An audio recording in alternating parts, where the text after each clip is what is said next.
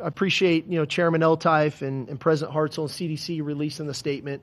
I know that we've got a passionate fan base, and I think that showed Saturday night. And, I think we were all a little upset in that moment. And, I just think that we've all got to use a little better discretion in moments like that we don't want that to be the narrative, that's what, DKR is all about. I really appreciate, I'll say this, I really appreciate our support staff for getting that thing cleaned up as quickly as they did so that we could get the game back moving in the direction. It was too good of a football game for that to be the focal point of it all. I think in the end, they got it right, and how they got to that point, I don't, exactly they conferred on that thing, but I think they got the call right. And That was head coach Steve Sarkisian talking about the trash throwing incident during Texas's 30-15 loss to Georgia on Saturday. I'm sure you've all heard about it. We're going to tell you a little bit more about it in this episode of Horns Report. Thanks for coming by. I'm your host, Billy Gates, and with me to talk about the game on Saturday and the game this coming Saturday is KXAN Sports Director Roger Wallace. Roger, thanks for stopping by. As always, appreciate you. So, clearly, we heard Sarkisian say that shouldn't be the focal point of the game, but, it is. At this point, fans are throwing trash onto the field after a defensive pass interference call on Jahdae Barron seemingly nullified an interception and a big return, and then the officials talked about it and reversed their call. That was just a wild sequence. You and I were both there for it. Just kind of what was your perspective on what happened? Yeah, first off, none of the facts change what happened. So I think so it doesn't really matter anymore about that. You're right. That was the exact sequence of events. But it happened, and so for the nation, that's become one of the big storylines in college football. University of Texas gets hit with a big fine and some other sanctions, and, thank goodness that play was going to the south end zone on the pick by Jahdae Barron and not to the north end zone, where all of a sudden you've got players down in that end zone. But there's no possible good way to spin it regardless of the call. So it was bad. The SEC came down hard. Greg Sankey was at the game, by the way, so he witnessed it firsthand. He didn't have to watch it on TV. And there's not really much Sark could say other than don't do it. And I thought he did bring up a good point, is he hates that was the focal point. And he says that knowing that the other focal point was they got beaten soundly by a Georgia team. But that's what happens on the field. That happens every week. Team wins, teams lose, and, you turn around, you go back to work. But this is one that is, black eye on Texas in their first year in the SEC and their third ever SEC game, because I know Texas fans like to say, oh, that's them. We don't storm the field. We don't do this. We don't do that. Well, you did this, and now the nation has taken a notice, and you got to take your shots. Yeah, and like you said, SEC Commissioner Greg Sankey was there in the building. He was kind of holding a little pregame press conference there in the lobby of the press area. I didn't know he was there, and I walked into a just a hornet's nest of reporters with their microphones looking around or pointing right at him, trying to get some comments from him. But yeah, like you said, if Texas is going to be one of those programs that say, hey, we don't do any of this stuff, well, it certainly happened, and the SEC did come down very hard. A $250,000 fine for the university, and what I thought was interesting is that they're requiring the university to, quote, use all available resources, meaning any camera they can get a hold of, basically, to identify and ban the fans who actually threw the trash, and that ban would last through the rest of this academic and athletic year. And the SEC also wants Texas to review and update their game management and alcohol availability policy. I have an interesting, I think it's interesting, take on that. I'm not sure if the availability of booze is to be completely to blame for all of this. I kind of think that the game operations folks who ran that replay extremely early in the process to kind of incite all of the booze and then bring the trash onto the field, I kind of think they have to share some of the blame too. So maybe pump the brakes on a replay when the officials are trying to figure out what's really going on. Yeah, and the fact that they said that they are not suspending alcohol sales, but reserve the right after Texas goes through all these steps. Man, that's hitting them where it hurts. I get the $250,000 fine. Right. I'm not sure how big of a dent that makes, but if all of a sudden, and you only have 2 home games left, but if you suspend alcohol sales, there's a financial slap there that is big. But and trying to ID fans, not sure how much they're going to put into that, how they're going to do all that, but it's all bad. There's no positive spin. Yeah. And I hear you, but we've been trained in the replay, the mechanics of the jumbotron now is to show it, and so there's no positive spin on this, and Texas they've got to sit back and take it because everybody snickers when it happens to other programs. Oh, not us. Well, this time, yes, it was them. Gonna have to wonder how many water bottle and trash jokes are going to show up at Vanderbilt coming up this Saturday. Even when game day goes to Bloomington for your Hoosiers, they get game day this week. I'm interested to see how many game day signs there are about Texas and trash. Yeah. Now I will say Kirby Smart saying they tried to take the game from us. Yeah, just trying to rob us of it. Yeah. I think. I mean, it wouldn't be the first time a call's been overturned. That's kind of the point of the whole. All you want to do is get it right, and that call went against Kirby, and it did get it to a 1-possession game. But I think he went, now we've set a precedent for this. I think maybe he got caught up in the emotion of being fired up about winning the game, and obviously it was a weird situation because you had that long delay where they were all worried about getting things cleaned up. Sure, and then the SEC even released a statement. The official said he erred on the call.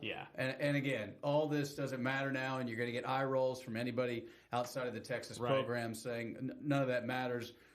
They got the call reversed because of the incident in the north end zone. Yep. Yeah, that was the big joke after the game was that throwing trash on the field works. And I mean, it doesn't, but that's what it looked like for sure. And that's why I say you just kind of have to, if you're on the Texas side, you just kind of have to take it all and move on. I mean, Matthew McConaughey released a statement on social media telling the students do everything but not that, and that's not what Texas is all about. So everybody's trying to, after the fact, make sure it doesn't happen again. I don't remember it ever happening in my time here, and certainly I don't remember Texas being fined. They've stormed the court in basketball on a rare occasion, but that's a whole different thing. Mm-hmm. UT President Jay Hartzell also issued a letter to students basically reprimanding anybody who threw stuff onto the field. You can read that on KXAN.com. We've got full coverage of the game plus everything around the game there by yours truly and then a couple other of our news staff writers. We worked pretty hard to get everything correct there. So now we're going to move on. We're going to put Georgia behind us. We're going to focus on Vanderbilt, which is kind of what the team is tasked with doing. During Steve Sarkisian's press conference Monday, he sort of outlined, how the team goes about putting this pretty big loss behind them. Obviously, it's a huge loss on the national stage, so it stings a little more than a typical loss would.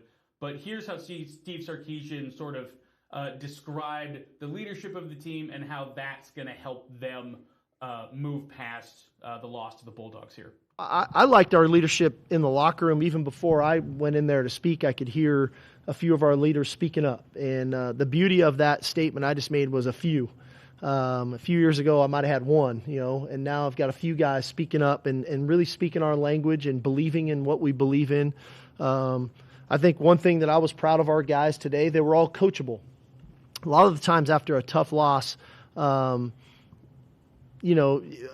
can get in the way from getting coached. And I didn't feel that today. I felt a lot of guys wanting to get better, wanting to get coached. Where can I improve?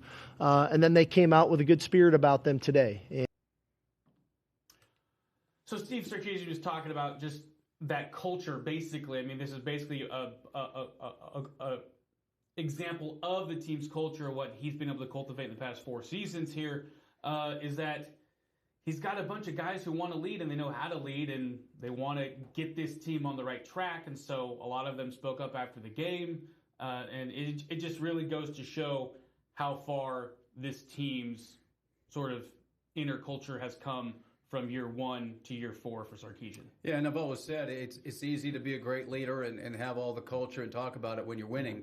Question is what happens, it's the old Mike Tyson, you have a plan until you get hit in the face. Well, Texas got hit in the face hard on Saturday, so now the plan has to be not only the mental aspect, as you're kind of talking about, and the attitude, but obviously they've got a lot of things to correct that maybe were masked by their first 6 opponents. Absolutely. And clearly they did not play an offense the way Georgia was, but Texas defense still went toe-to-toe. They gave him too many short fields. Yeah. Carson Beck did not have a great game. He got picked off, but it was a Texas offense that could not, as Sark said Saturday, couldn't get out of their own way, had trouble protecting. A, couldn't run the ball effectively, and then B, had to kind of abandon the run. So, pressure on the quarterbacks.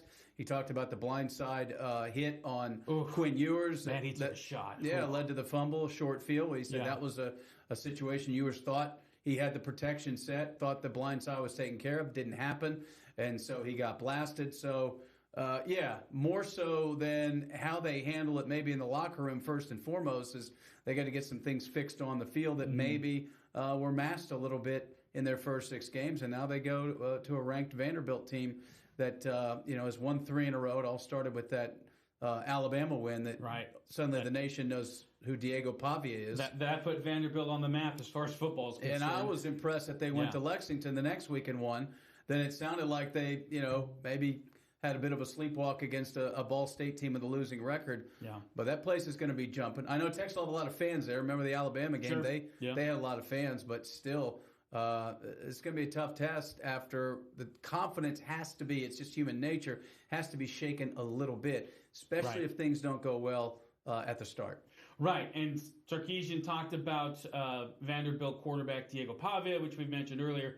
That guy is toughness personified. I mean, he transfers to Vanderbilt from New Mexico State, of all places, two schools where football isn't exactly number one priority, but man, the way he plays, the way he throws the ball when he has to, he's a run-first quarterback in that offense that Clark Lee has set in there, and he just gets up every single time he takes a shot, and it's pretty impressive to watch him play, actually. Like, I really enjoy watching him play. Yeah, and he's just one of those guys that, they rally around. He went to Vanderbilt along with Jerry Kill, the assistant. That name, if it rings a bell, he was a head coach in Minnesota, long-time outstanding assistant, but he had a lot of health problems and had to step away from the game. And when Kill got the job with Vanderbilt, he said, "Hey, you want to go to Vanderbilt?" And he said, "Let's go to Nashville." He started out in junior college. So, yeah, he's kind of the heart and soul, literally. And then they do have an outstanding running back, Cedric Alexander, from right here in Austin, LBJ High School.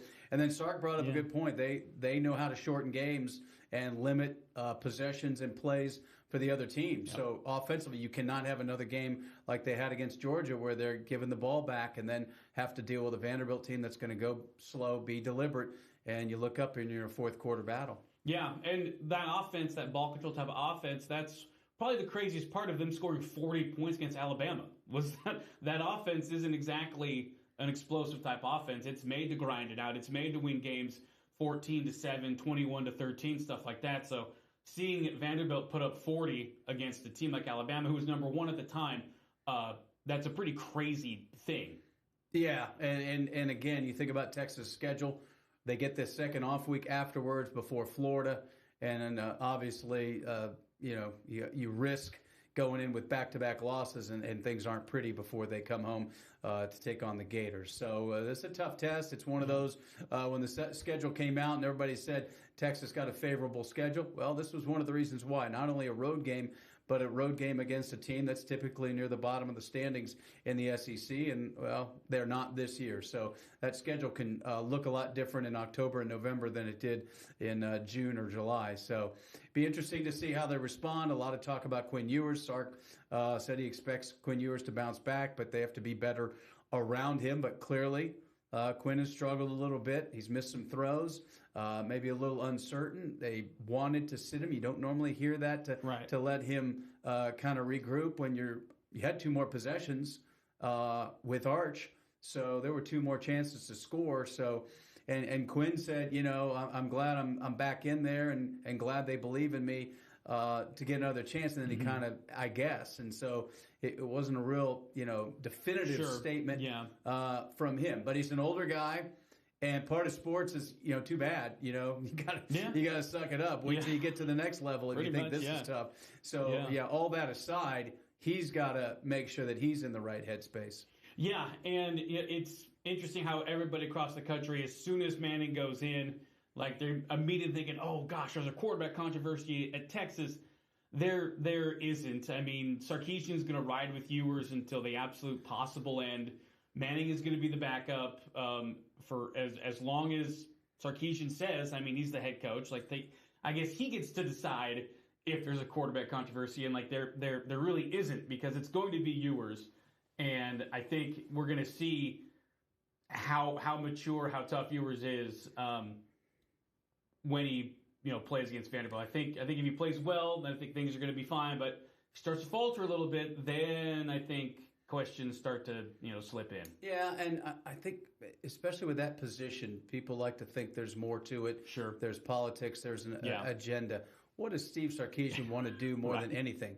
He wants to win the game. Win football Who games. Does Steve Sarkisian work with every day? He works with the quarterbacks. He's making that call.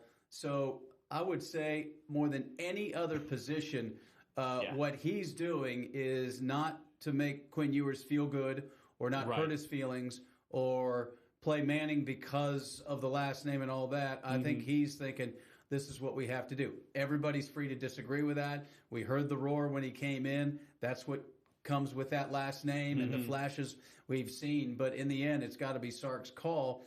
And I would be, if I'm a Texas fan, think that the head coach has got the best interest in trying to win a game. Yeah. And I know people think sometimes that coaches will force it with a quarterback, but it was interesting that he did pull him for a couple series. Yeah. So we'll see how things move on forward. Yep. And to Quinn's credit, he did play a much better second half than he did the first half. And it could have been coaching adjustments in the second half by Texas. It could have been a lot of things. But in the end, Ewers played a better second half after he was taken out of the game for those two series. And Arch, I mean, he did fine at a 21-yard run. That was the biggest play for Texas there in the first half.